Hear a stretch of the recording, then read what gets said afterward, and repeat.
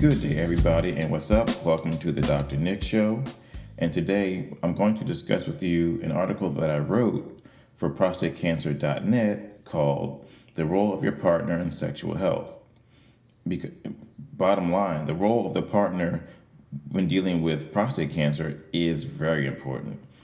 If you think about it, in many cases, the partner was there by your side while you went through your initial diagnosis, your pre-treatment, your surgery, and will still be there with you during your post-prostate cancer life.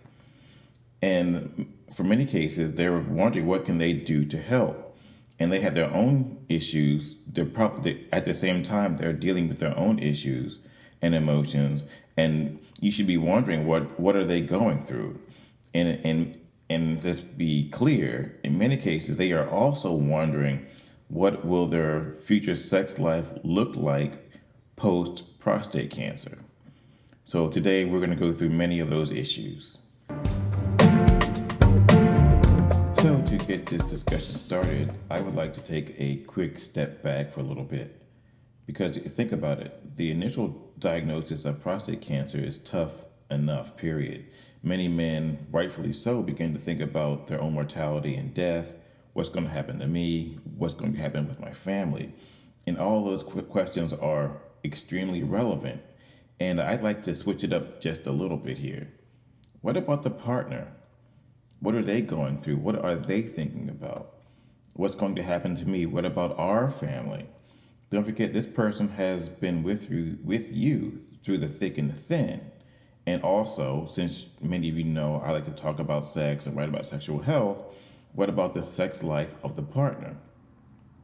And to begin to answer that question for them, I'd like to say that it most likely it will change from what it was in the past. But I believe with help and assistance, you can still have a healthy sex life. I came across one study that looked at the partner's perception of their role in relation to the couple's sexual recovery.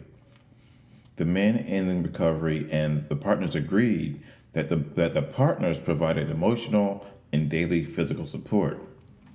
And at the same time, the men in recovery did report feeling pressured by their sexual partner's sexual desires, and they also expressed doubt regarding their own sexual performance. And that same study also found something that was pretty interesting, because the men in recovery said that they were unaware of their partner's sexual needs or other needs. But the partner said that they had expressed those needs and they were also unaware of what other type of help that they needed. So, in other words, this is very interesting to me. Some men felt pressured to perform sexually for their partners, while others were completely unaware of their partner's sexual needs.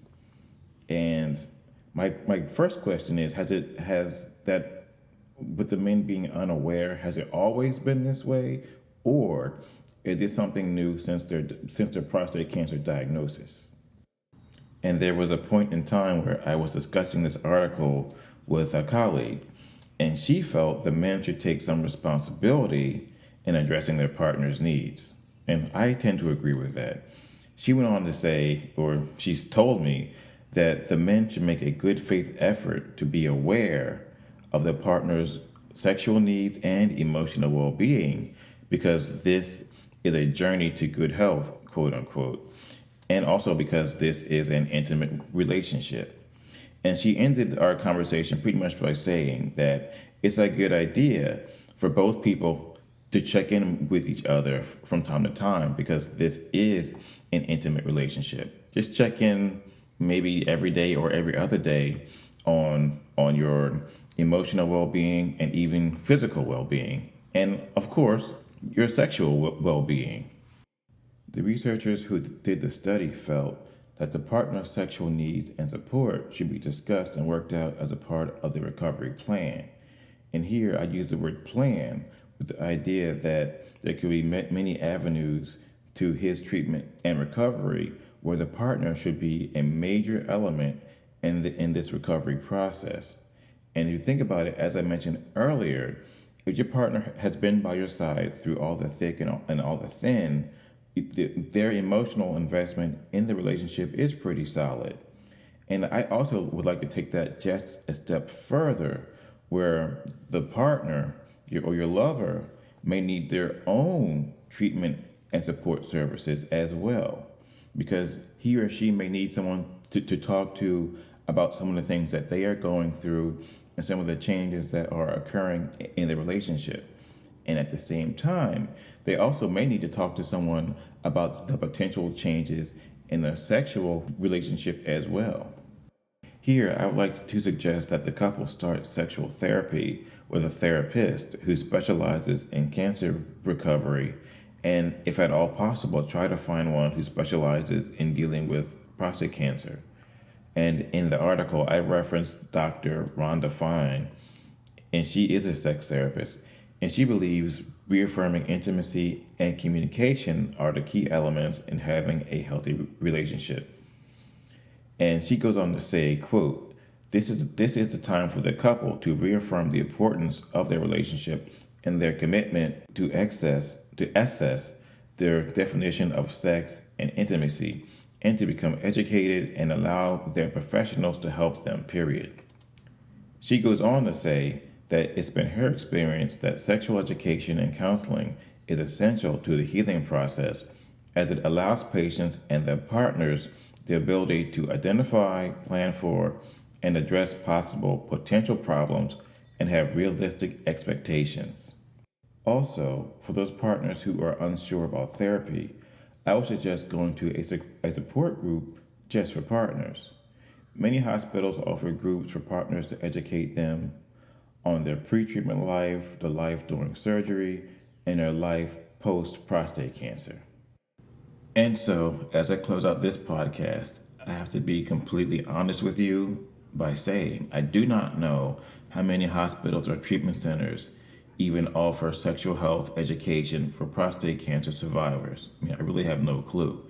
But that is a pretty interesting idea, because since there's so many people who are being diagnosed with prostate cancer, it kind of makes sense. But I truly believe that the couple should remain sexually active during their post-diagnosis period, during the surgeries, even if possible, and post-prostate cancer. But the question here is, or the main question here is, what will a couple's sex life look like? And the easy answer for that is that the couple will have to decide for themselves what that will look like, and then go on from there. Because I truly believe giving couples the options as a unit is the key for the couple to recreate a sexually healthy relationship. And on that note, I'm out. You guys take care. Have a great day. Stay tuned, and I'll talk to you soon. Okay, bye.